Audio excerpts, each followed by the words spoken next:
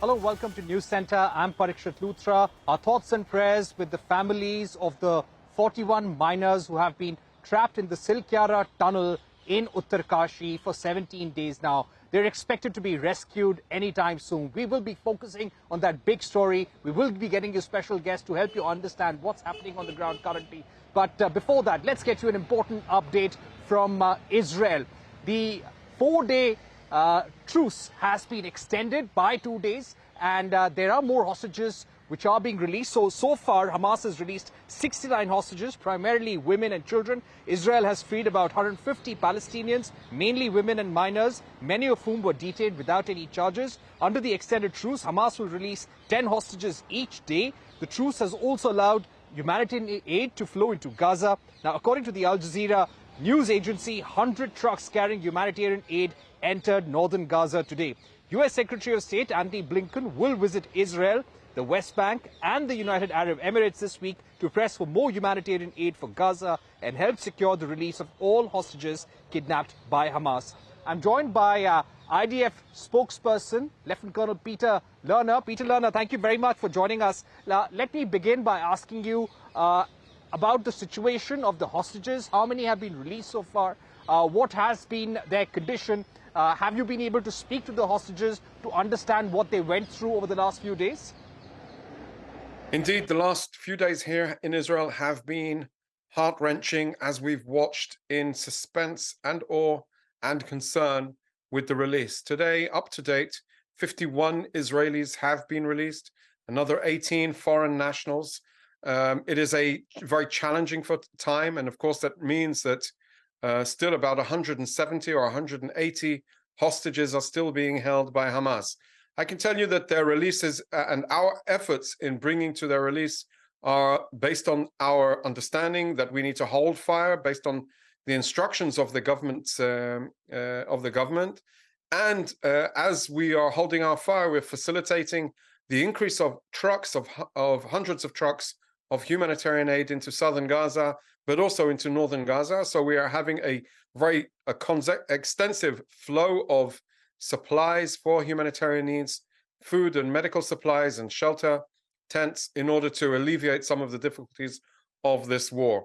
I can say that the hostages that have been released, we have first conducted a initial medical assessment. Then we have facilitated with some mental support, and then we've transferred them to the Israeli hospitals in order to continue the treatment and support that they so much need.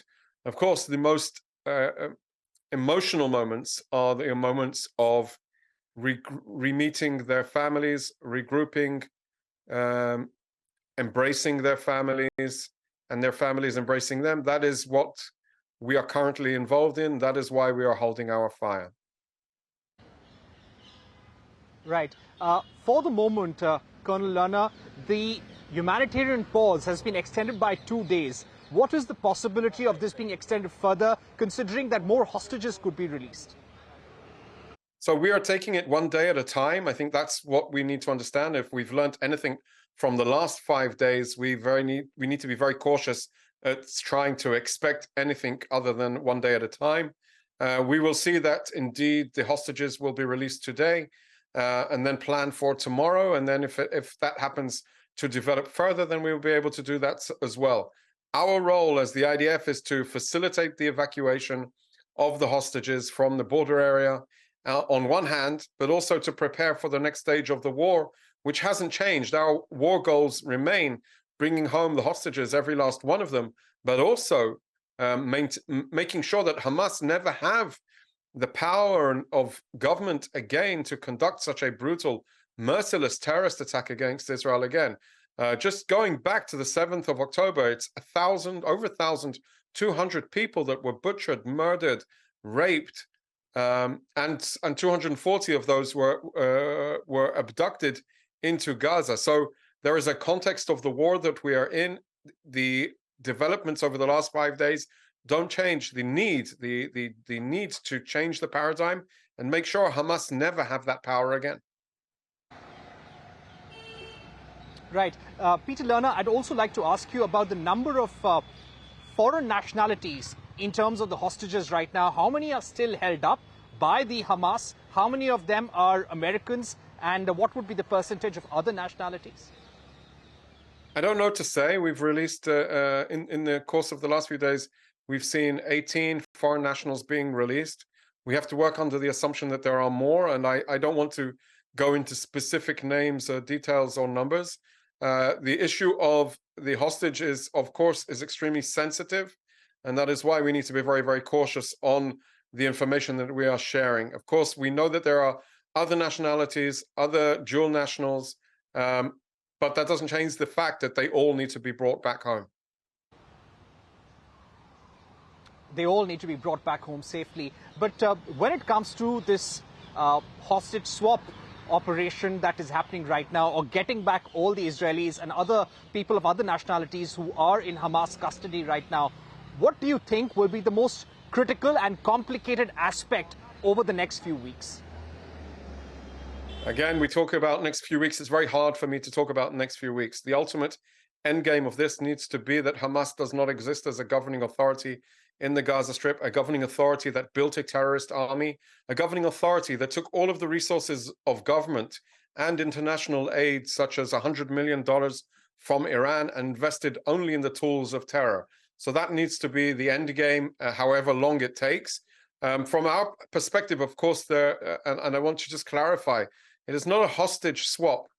Israeli hostages were being held unlawfully by Hamas, and we released mostly convicted violent criminals, people that intended or tried or failed at attacking Israelis, trying to stab them or detonate a bomb.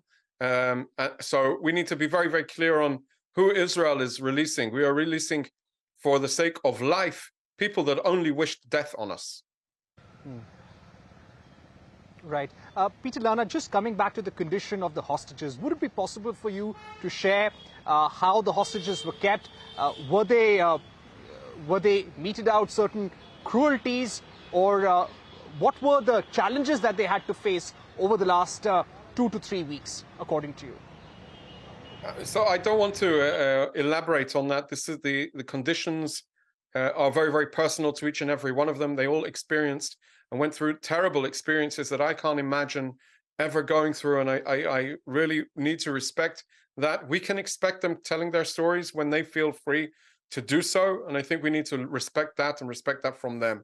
Of course, we understand that the vast majority of them were indeed kept underground in tunnels. I've heard stories of people that have been infested with lice, beatings, and other circumstances, and very little food. Of course, so that's a reality that needs to be clarified. We need to understand that the enemy has no problem butchering babies in their bedroom. Why would they treat the Israelis being held hostage much better? Right. Peter Lerner, thank you very much for joining us. We all pray for all the Israeli hostages who have been released, and we hope all the remaining hostages are released as well. We are taking a short break here on CNBC TV 18. Don't go anywhere. As we spoke about this at the beginning of the program, we're going to concentrate on the ordeal of 41 workers who have been trapped inside a tunnel for the last 10 to 17 days. And we will be joined by a key member of the rescue team from LNP. He will be joining us in just a bit to explain what's been going through on the ground. We believe there will be a breakthrough very soon, and all the workers could be rescued anytime soon.